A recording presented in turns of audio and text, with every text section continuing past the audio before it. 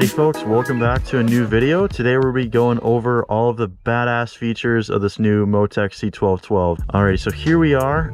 So first off, like I said, this is the MoTeC C1212 dash, all set up by Evolution Powersports. So we've got the dash, this custom mount here for the Can-Am X3. Obviously, pardon my little hack job there of cutting the plastics. Certainly could have done a better job there, but we'll revisit that later. That's not important right now. So first thing you'll notice, we've got this sweet like R8 style design, all done by EVP mode. And you've got a couple different things going on here. Obviously you can see the speedometer and the tach. You got boost, AFR right on the main screen here. Bottom right, you'll have belt temp. Bottom left, you'll have engine temp. Up in the top left, you've got your odometer, trip, hours, all that good stuff. You got the fuel gauge in the top right here. And then on this left side, we've got all sorts of different options that we can kind of scroll through here using our D-pad. So if we click the trip button, that'll bring us through all these different pages that we can select from. One important thing I should say is that I'm still on the factory ECU. That's really kind of what sets this setup apart from all the other ones out there. So being that we're on the stock ECU still, there's not really a whole lot of channels we can throw up here, but you got latitude, longitude, the amount of satellites that it's using, which is really sweet too. So this thing's also got a GPS, which means that, you know, whether I go back and forth between 32s or the drag slicks, the speedometer is always going to be accurate, which is super cool. So that's one add-on that I did go for with this setup, was the GPS. And then another cool thing, if we hold down the trip and menu button over here, we got our backup camera, which is right up there. I don't know if you can see it very well. And then you'll see if I put it into reverse, the backup camera automatically comes on, go back to the park, and it shuts back off. Up top, one thing you can't see right now, we've got warning screens programmed, and that's really the reason why I opted to go with this dash, despite the fact that I'm still on a stock ECU. Just one of those things where, you know, I want to be ripping down the trail as hard as I possibly can, and I don't want to have to worry about, you know, watching my gauges and whatnot. You know, say you've got something happens if I'm ripping down the trail and you've got you know, an injector that fails or something like that and starts to go lean.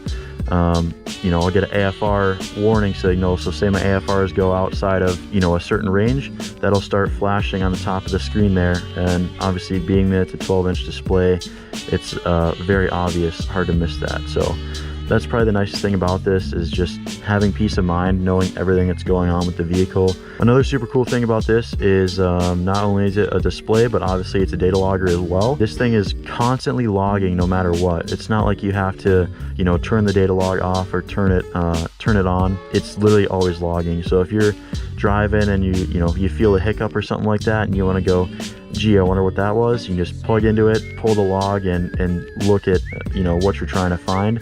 This thing will log for about 12 hours worth of runtime. So pretty sweet that you have that much capabilities, and you can pull with this dash literally any of the channels that you want into that log. You know, you got wheel speed, GPS speed, AFR, boost, you know, boost aim, AFR aim, like you can pull in, you know, the GPS statistics as well. Other than that, I don't think I'm forgetting anything. That's pretty much the gist of it. The one thing that is not 100% accurate right now would be the belt temp. As you can see, it's at 205 right now. Only reason for that is they made this setup for me before I had my belt temp module plugged into it, so they had to kind of guess when it came to, you know, whether the belt temp module that I got was going to be programmed for Fahrenheit and Celsius. And as you can see, we obviously got that wrong, so no big deal there. They just got to go in, switch it around for me, and then that'll be reading accurate. Other than that, I think that's pretty much the gist of it. I think we'll fire this thing up, make a couple laps around the track so you can see this thing in action.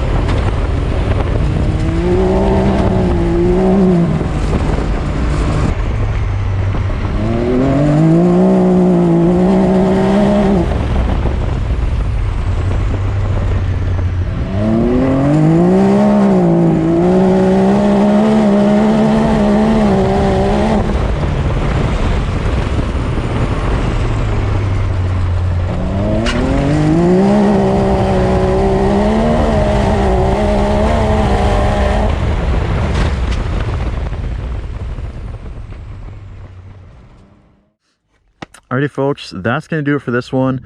We should be back here pretty soon with another trail riding video, and then after that I want to slap the slicks back on this thing and do some more 0 to 60 testing, try and make the fastest dynamite in the world before we go any faster. So if that sounds interesting, stick along. Those should be coming out in the next couple of weeks.